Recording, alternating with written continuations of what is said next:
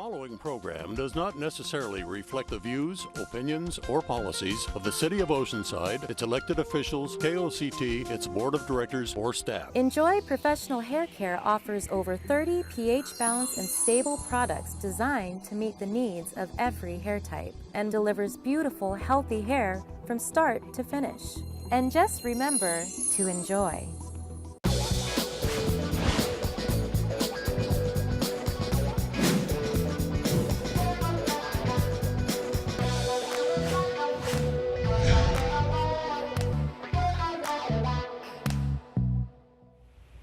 Welcome to this edition of The Voice of Oceanside. I'm your host, John Bonosoro, and on today's show, we'll focus on something that affects everyone, especially during this drought, and that is water. A plan 12 years in the making, the Carlsbad Desalination Project, will provide San Diego County with locally controlled, drought-proof water.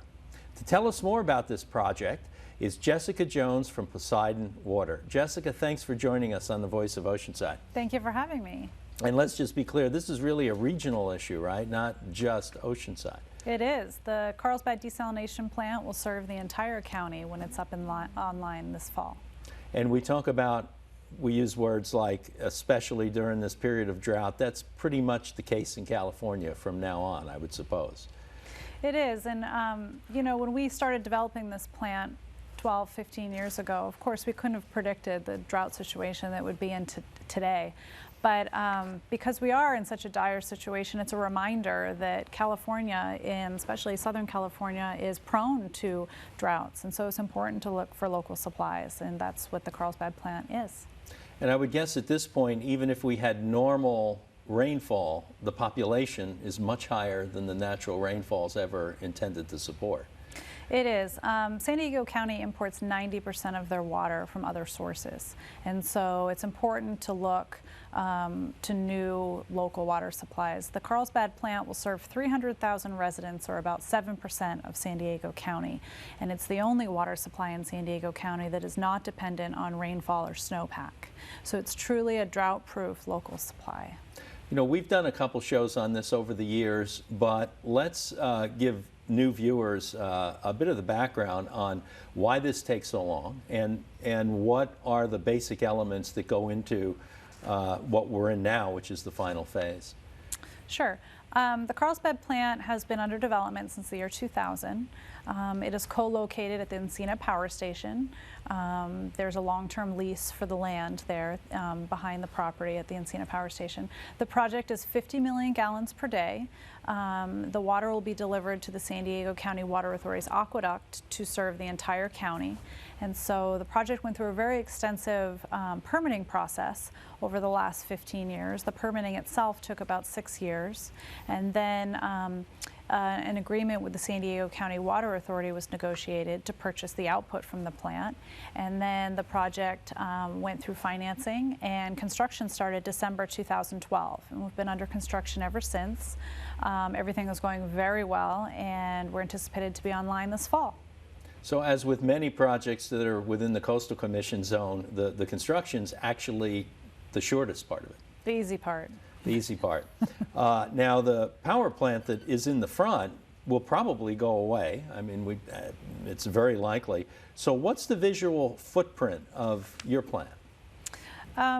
The desal plant was developed with the thought that the power plant would go away. And so the desal plant looks very much like an office building.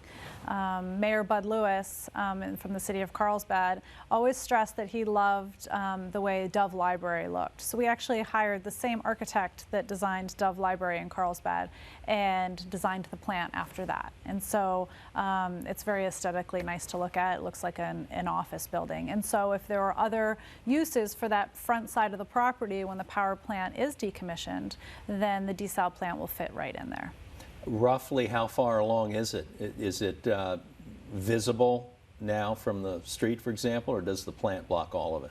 It is visible if you look a certain way. It's a lot. We replaced an oil storage tank, and the desal plant is actually shorter than the oil storage tank, and so you could just see the top of the building. So you can't see much from the street because it is on the back side of the property, but we're about 95% complete. We started wet commissioning, which means we're running the seawater through the pre-treatment and testing the system, testing all the pipes, and so we're getting there. Obviously, with all the permits, when all is said and done, the interesting part or the critical part of this process is taking the salt out of the water. And I understand you have a video for us to see on this process? We do, yes. How about we take a look at that now? Sounds great. Okay, you'll see the heart of the matter now, and then we'll be back and we'll talk more about this piece of technology. The desalination facility will produce 50 million gallons of drinking water every day using state-of-the-art reverse osmosis treatment technology manufactured in Southern California. The process will produce an annual supply that can serve 300,000 residents. The water is drawn from the seawater intake already used to cool the Encina power station, and then through a 4-stage filtration process that ends with the reverse osmosis system. The seawater is piped through a series of filters that remove impurities so small they can't be seen by the naked eye. A high-pressure pump forces the filtered seawater into pressure vessels housing the reverse osmosis membranes. The membranes convert the filtered seawater into 2 streams of roughly equal proportions: ultra-high-quality drinking water and concentrated seawater. 1 out of every 2 gallons of seawater processed by the reverse osmosis system becomes ultra-high-quality fresh water. The other gallon of seawater contains the salt removed by the reverse osmosis process, which is then mixed with the seawater leaving the power station before it's returned to the ocean. The entire process takes about 20 minutes. Welcome back with Jessica Jones from Poseidon Water. So people now know where the plant is and a little bit about how it works. Obviously, the water doesn't get used there. So how does it get to the people? The water from the desal plant will serve the entire county, and so we had to deliver that water, 50 million gallons per day, to the aqueduct in San Marcos. So we built a pipeline. It's a 10-mile pipeline, 54-inch, high pressure, that goes through Carlsbad, Vista, into San Marcos, and it connects at the aqueduct on Rancho Santa Fe Road and 9th Street. And the water is delivered through that pipeline every day, and then the water is delivered up to Twin Oaks Valley Water Treatment Plant, where it's blended with imported water supplies, and then it serves the county through the aqueduct. Would anyone know the difference if they had it delivered unblended? Unblended, yes. The water's a very high quality, the water from the desal plant. Very similar to that of bottled water. We take everything out of the water, so it's a very soft water, very, very high quality. But because it's blended, consumers won't necessarily notice the difference in the quality. So it's different as in better by virtually any measure? Yes, it's a much higher quality water than we currently have importing into the county. Will this plant start at a level of operation that's its end-use goal, or are there plans for expansion? Right now, this plant is the full size that it will be. There are opportunities in other parts of the county or other parts of Southern California for desal. I know the San Diego County Water Authority is starting to explore a desalination plant, which would be twice the size of the Carlsbad plant on Camp Pendleton. They're in the very beginning stages of talking about that. And then Poseidon has a plant that's under development in Huntington Beach, which is the same size as Carlsbad. They're in the permitting process right now and are hoping to get their final permit by the end of this year. But I think a lot of folks in California are looking at different desal opportunities, and a lot of eyes are on Carlsbad for this fall to see what happens when the plant is up successfully. So this is the first among the ones you talked about, but it's probably not the first anywhere, or is it? Is this the first of its size? When the plant's up online this fall, it will be the most technologically advanced, environmentally sound, and largest desalination plant in the Western Hemisphere. So it is the largest and first of its kind in the United States. There are plants like this all over other parts of the world, especially the Middle East. There are plants that are 5 times the size of this one in the Middle East. And we actually have a company that works on some of those very large plants and has developed those and designed those and operates them. It's here in Carlsbad to operate the Carlsbad plant. They're actually an Israeli company that will be here and they'll operate the plant for 30 years. They're the experts in desal. Is there any impact to the rest of the system? I mean, once the water is delivered, I'm presuming no changes are required to any of the other plants, controls, and the rest of the delivery system. There was. So the Water Authority did some work on the line that goes from the line that goes from our delivery point in San Marcos up to Twin Oaks Valley. So they did some improvements there, and then there were some improvements at Twin Oaks Valley Water Treatment Plant to accommodate the new water coming in. But other than that, the system that serves the county, all the businesses and residents will be able to take this water. So once it goes downstream from its blending, it's business not, as usual. well, it's just, except it's going to be there no matter what. Right, exactly, exactly. It's time for our first break. When we come back, we'll explore this subject some more. Sounds great. And we hope you stay with us. We'll be back in a few minutes. A trip to Oceanside is not complete without visiting the Oceanside Pier. Lining the historic pier are a bait shop, a lifeguard tower, a diner, and some of the best views in town. Since its inception in 1888, it is still Oceanside's most popular and recognizable landmark. Families and couples love to walk on the Oceanside Pier. Enjoy an amazing sunset, beautiful views, and a fresh sea breeze on the Oceanside Pier.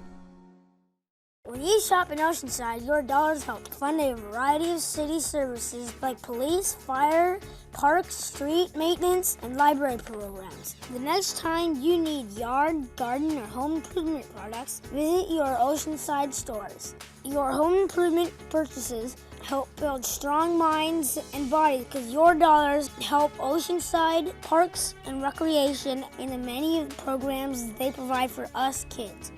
It just makes sense to shop Oceanside.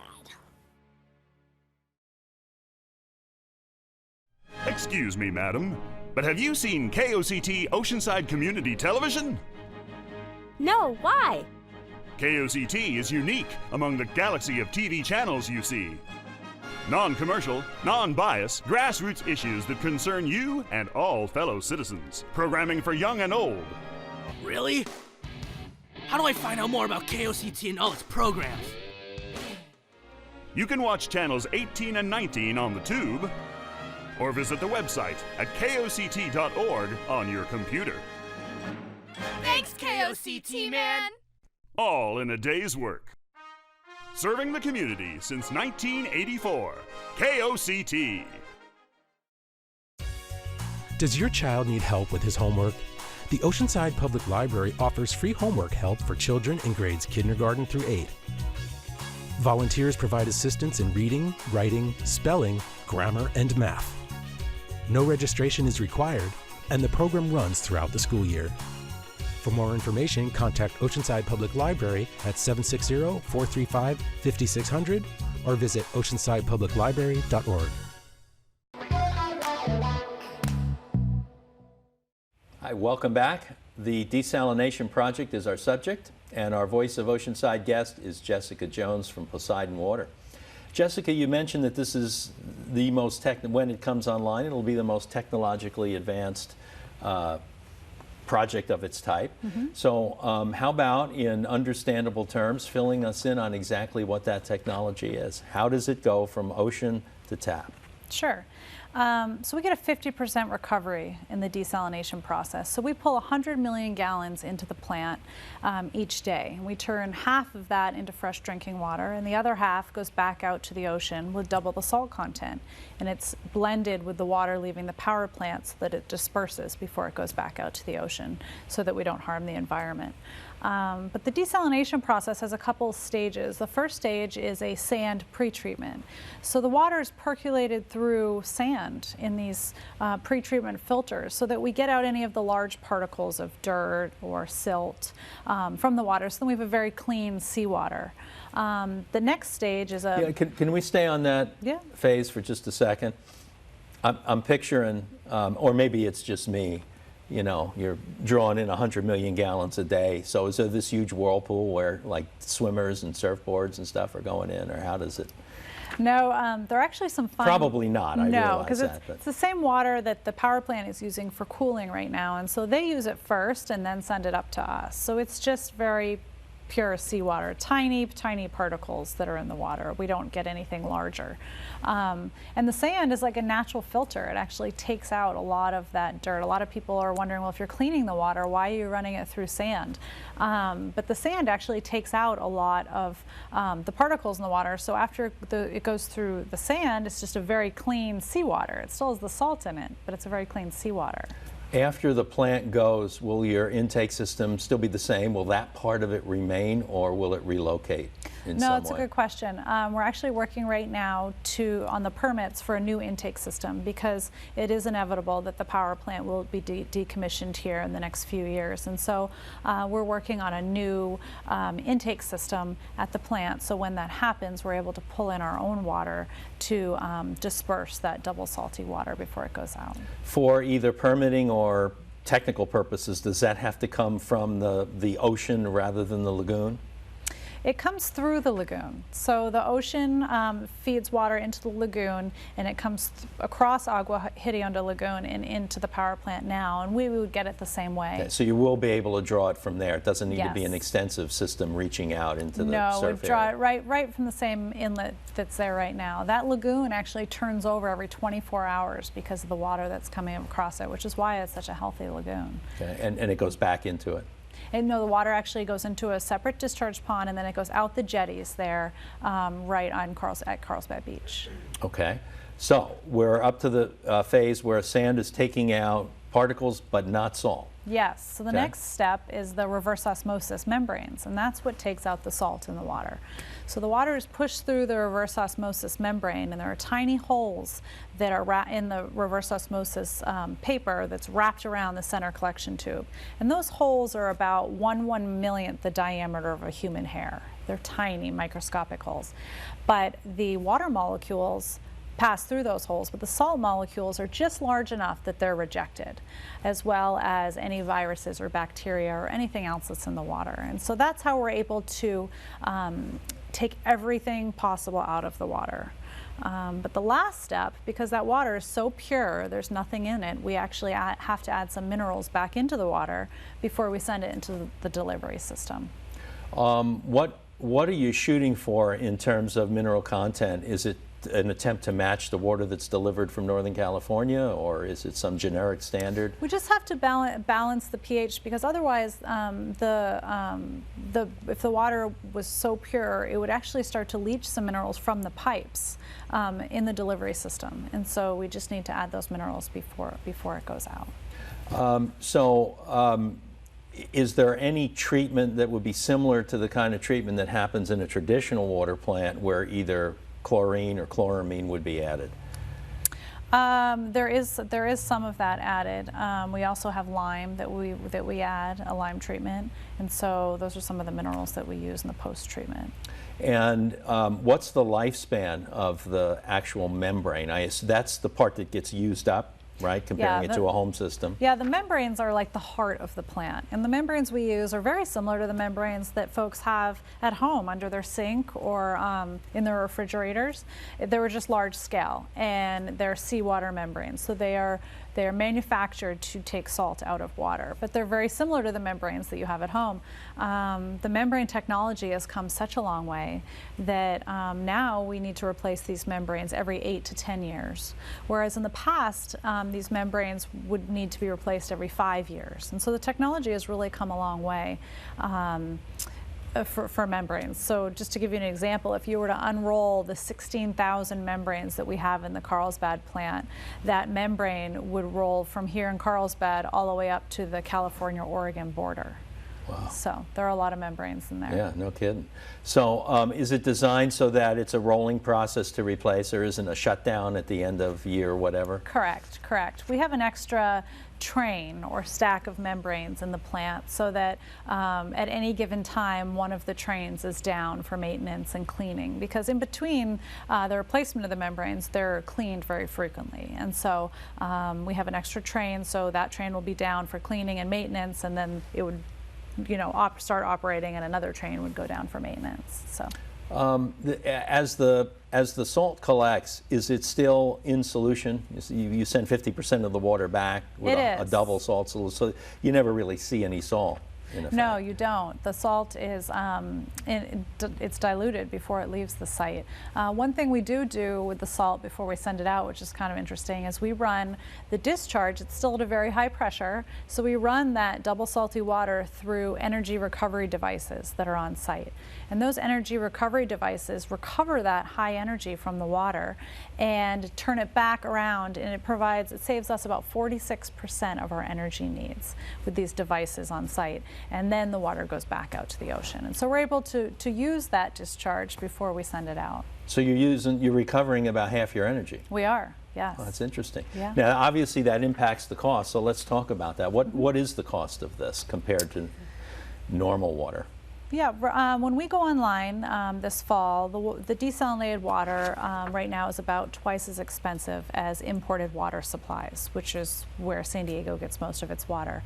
The difference is that imported water prices continue to rise at a very high rate each year, and the desalinated water from this plant is a fixed price for 30 years. That's the agreement with the San Diego County Water Authority. And so the desalinated water will stay the same price for those 30 years. And so very shortly here, those lines are going to cross, and imported water is going to be more expensive than desalinated water. So was that, I guess that was part of the extended upfront process, was to determine how much you're going to deliver and how much they're going to pay? Yeah, there was a very extensive negotiation period with the San Diego County Water Authority as we put together the 30-year water purchase agreement.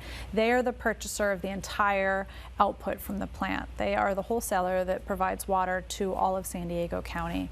And so the agreement is that they agreed to pay a certain amount per gallon for this water if it's delivered at a specified quantity and quality and reliability. So Carlsbad is only involved in any significant way in the construction and permitting process. From a water standpoint, it's not relevant. It doesn't get used, it just transits Carlsbad. Carlsbad has been key as our site host. I mean, they've been very helpful throughout the entire process, both from the beginning when this was just an idea until now, all the permits for the building and for the pipeline. 8 miles of the 10-mile pipeline is in the city of Carlsbad, so we've worked very closely with them. But a unique opportunity at the very beginning of the project when we were negotiating the water purchase agreement, all of the water agencies in San Diego County were given the opportunity to purchase a local supply, meaning that they would be insulated if there were any cutbacks. And the only 2 agencies that opted to do that were the City of Carlsbad, or Carlsbad Municipal Water District, and Vallecillos Water District, who serves San Marcos. And so both of those agencies actually have the opportunity to get a direct delivery down the road. And so when we built the pipeline, we built turnouts for both City of Carlsbad and City of San Marcos, so that potentially down the road they could have direct delivery from the pipeline. And it would be delivered to their plant? It would be delivered to their reservoirs, and they would deliver that water like they do currently throughout their cities. Okay. So it would still be blended then? If it came direct delivery, it depends whether they had water in their reservoirs or if they decided to just separate the water and have only desalinated water. So potentially it could be direct delivery of just desal water. Okay, and again, it is finished water, right? It is very high quality, much higher quality than the water that is imported into the county, yes. I used to, and I know I'm not the only one, so I'll ask the question. I used to have fish, both fresh and salt water, and there are issues with that, depending on what kind of water. Any problems in that area? No, we actually looked at every aspect. We met with the folks over at Pete Support to talk about their brewing operation. And where's my head? I'm talking about fish. It could impact brewing? Exactly, Tell me it's not so. Exactly. No, it isn't. But okay. we did bring that when we thought we'd be doing direct delivery to all of our customers, and it would be this, different quality water than what they were used to. We started to research with how that would affect some of the brewers. Some of the Pete Support actually said it would affect their dough and their pizza more than it would affect their beer. And so we've looked into all of that. We've worked with landscapers to talk about the different quality water, and it's all fine. And especially because we're blending the water, there'll be no impacts. What about the pipeline construction? Is that done? We are nearly done with pipeline construction. The communities of Carlsbad, San Marcos, and Vista have been very patient through this process. The pipeline was constructed through the roadways in all three cities, and so it was temporarily disruptive to traffic, and everyone was very patient with that. We have about 2,000 feet left in the Macario Tunnel, which is between Cannon Road and Faraday in Carlsbad. We're tunneling 50 feet underground across that tunnel so that we don't impact the intersection or any the environment there in the canyon. And so right now we're pushing the last 2,000 feet of pipe through there, and once they grout that and weld that, then we'll be ready to do some pressure testing. And there's no weir or aqueduct, it's all underground? It's all pressure underground. pipe? All Okay. underground. And what's the turn-on date? We are, it looks like November. November will be this fall, but it's looking right now every day, it fluctuates by a day or two, but right now it's looking like November will be when the plant will be turned on and delivering water to all the consumers in San Diego County. Well, we've got about a half a minute left. Is there a final piece of information you'd like to give us? No, I just want to thank the community for their patience during construction, and it's a pretty exciting time for North County because this is the first of its kind in the United States, and a lot of eyes are on North County, and the leadership both in Carlsbad and all through the county has been incredible to look forward to new water supplies, because it is imperative to have a reliable, high-quality water supply to conduct any sort of business in a community, and so they were very forward-thinking. So we're looking forward to the fall. Well, thanks for joining us. You are a wealth of information. Thank you for having me. And thanks for watching today's edition of The Voice of Oceanside. It's a good example of why KOCT is your community channel. The best way to tune into your North County community and the issues and topics that affect you is to stay tuned to KOCT. Remember, you can watch all of our local programming as video on demand by going to KOCT.org. And a good way to support local independent media is to become a friend of KOCT. Thanks again for watching.